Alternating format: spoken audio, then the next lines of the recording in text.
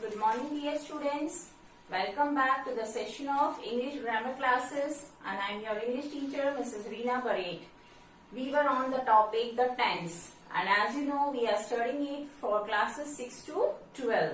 Not even 12, it will be helpful throughout your life because whenever you speak any sentence, it follows some or the other tense. Out of the 12 types, you include some or the other tense indirectly. So let us now continue our tense. We have seen in the last lectures about the background, overall background of the sentence structure, tense and present tense and so on. Now we will proceed with the past tense. So in the series of the past tense, the first one is, yes, very simple, the simple past. It is also called past indefinite tense. As you can see here, past indefinite. Similarly, present simple was also called present indefinite, I have told you. And similarly, for future also we will call simple future as the future indefinite tense. So, here begins your formula, and this is the basic structure of any tense or any sentence. You can see here, subject plus verb plus object. This is our basic formula. Now I have told you that you have to focus only on the verb part, which is considered according to me as the heart of the sentence. We have to make the changes here only because as you know, we cannot change the subject and neither we can change the object. What changes you will make in the simple past? As the name itself suggests, it is very simple, and I'll tell you, simple past is the most simple of all the 12 tense. Yes, simple past tense is the most simple of all the 12 tense. How? Because irrespective of any subject in the world, we have to use only the second form of the verb. I have given you the verb form table. Okay, out of that, those three forms, first form, second form, third form, and second form was there, you remember? So you have to use only the second form of the verb with any subject. Whatever number is there, singular, plural, whatever person is there, first person, second person, third person, with all the subjects you have to use only second person. So is it not very simple? Yes. Now come to the examples. Again, the three patterns, three different types of sentences I mentioned over here. Affirmatives, normal statements, assertives, declarations.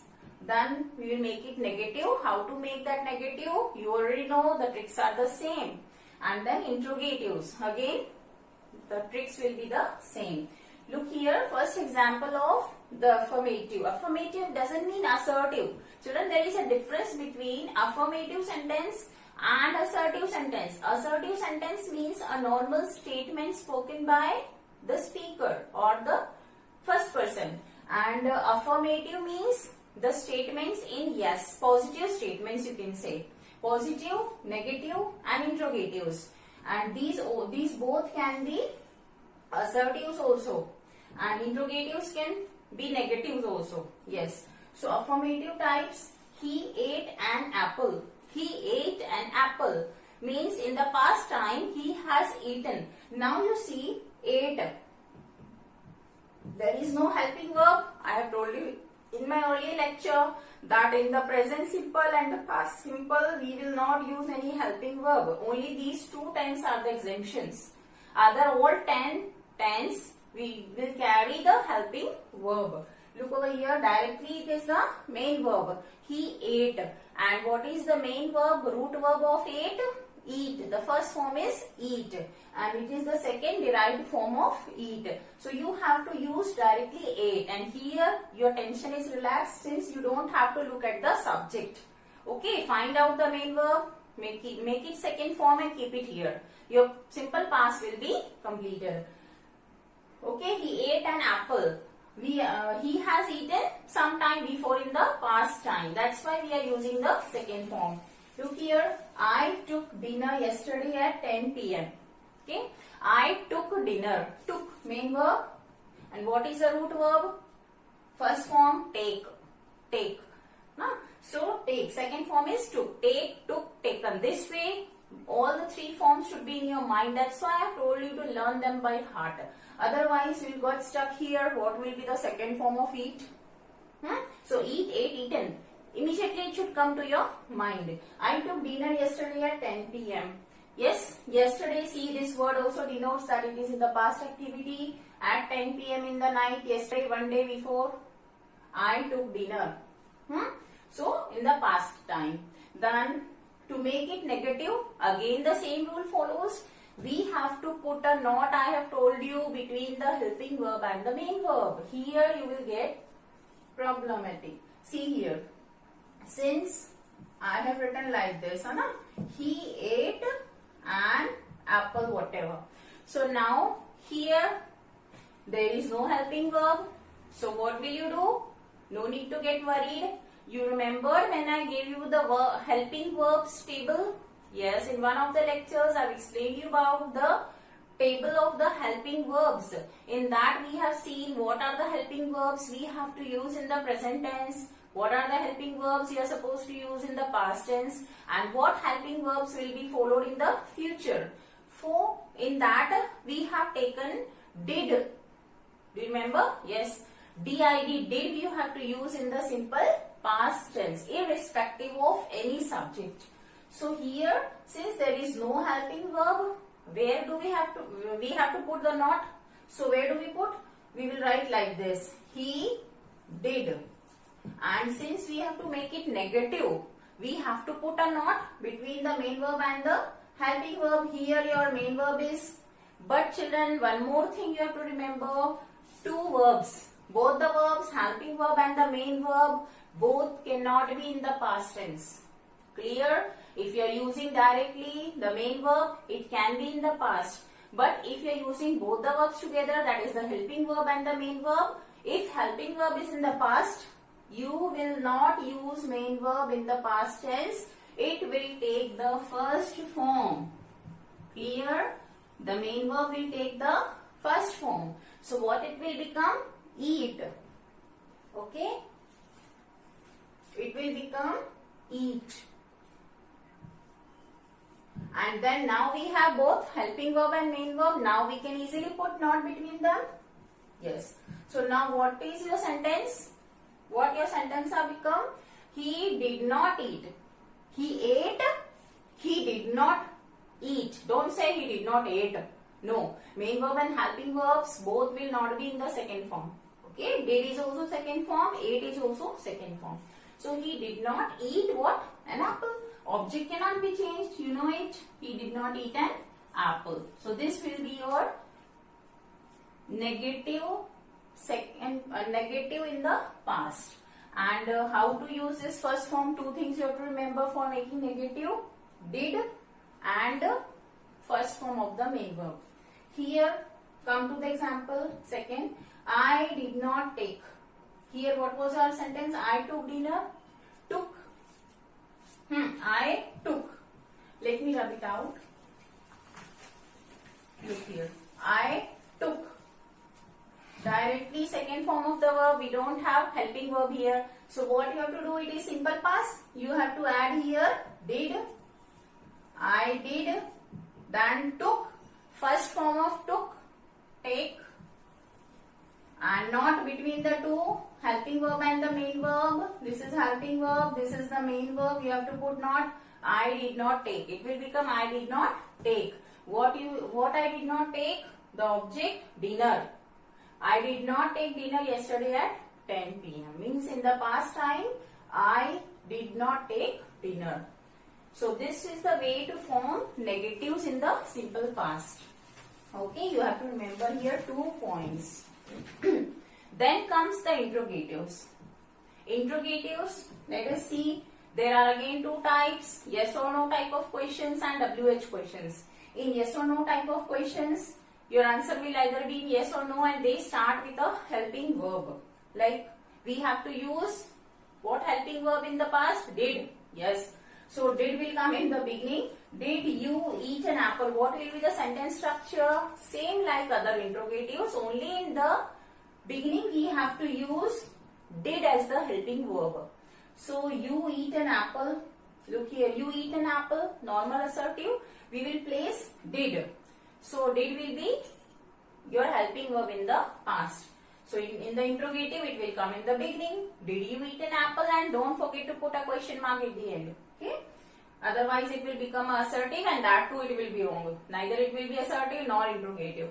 Second, make it negative. Negative. Did you not eat? I have told you to put a not before the main verb. What is the main verb here? Eat. See here again. Your rule is satisfied what I told you. With did, you have to take the first form. Look here. Did you eat? Eat is the first form. We have to place a not before the main verb. So what will be the negative in yes or no questions in the interrogatives? Did you not eat? Did you not eat an apple? Then question mark. Come to the WH type of questions. In the WH type, again there will be affirmative and negative. Why? Only WH word will be introduced in the beginning before the helping verb. Rest, you can copy the yes or no question as it is with the helping verb with a small letter. Why? Okay, if we hide this why, see both the structures are the same. Did you eat an apple? Did you eat an apple? Only we have to add why. It will become WH type of question.